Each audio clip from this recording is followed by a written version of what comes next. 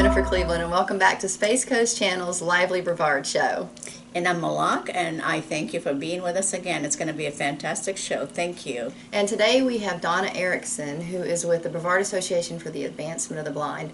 Donna, we're so happy you're here with us today. Can you tell us a little bit about your organization? Brevard Association for the Advancement of the Blind, BAB for short, is located at 674 South Patrick Drive in Satellite Beach, and we offer two main programs for the visually impaired and blind who live in Brevard County. One program is called the Program for Independent Living, which is offered 3 times a year for 7 consecutive Fridays each time. And the second program, we have volunteers who record periodicals. We have 4 recording booths, and they come in on Monday, Tuesday, Wednesday for 4 hours and record the periodicals, and then they are reviewed and sent to Ohio, where they are reviewed once again and then distributed free of charge throughout the United States. Family support is critical, and that is why we like to have the caregivers there too. And one thing we do at the class is separate the caregiver from the student, because we have observed a tendency for the caregiver to do things for the student, and our focus is that the student learns to do things for themselves, like the cooking, the makeup, sewing, using the CCTVs, using any of the equipment that is available. Before we continue on the other equipment, I apologize. What is a CCT? I don't know what that is. Well, maybe Jennifer can explain that for you. Yes, so a CCTV has a little slit underneath, and I slide the paper underneath it, and then it has a screen above it that magnifies and can also change the contrast, and so then I can now read my piece of paper. And the CCTVs cost about $1,200 if you buy them brand new, but you can get a slightly older model completely free from the Brevard Association for the Advancement of the Blind, and my CCTV is from BAB.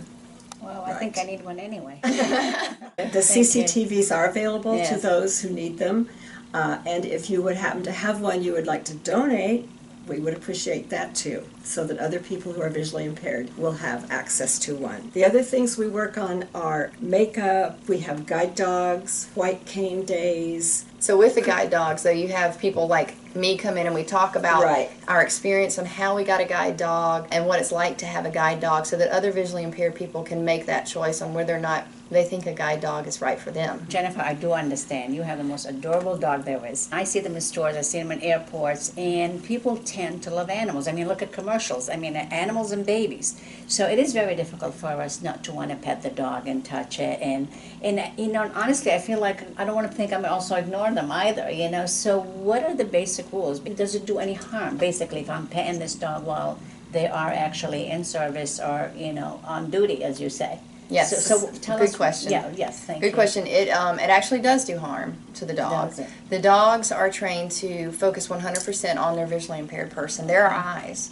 And if they are distracted in any way because you're reaching down and touching them, or you're kissing at them, or people bark at them, if you're doing any of the things that would distract the dog, then my life is now put in danger. Because he is now, he could lead me off of a curb, he could lead me into a wall, he could get us lost, things like that. But he is very hard to resist, and I totally understand. He is adorable.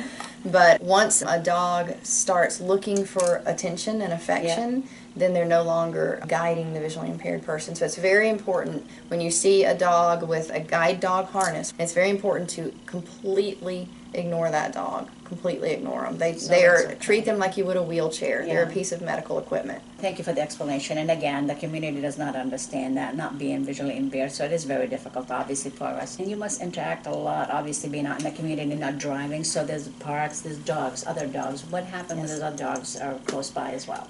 That's a very good question, too. Other dogs need to be kept back away from other guide dogs. Think about it when someone approaches you. You give them your attention. And so the same thing happens if a dog starts approaching them. They want to give that dog attention. They want to sniff. They want to say hello. And also, if the dog is aggressive, the dog could attack our guide dogs, which has actually happened to me 3 times with a dog on leash. The person allowed their dog to lunge to the end of the leash and attack Frank.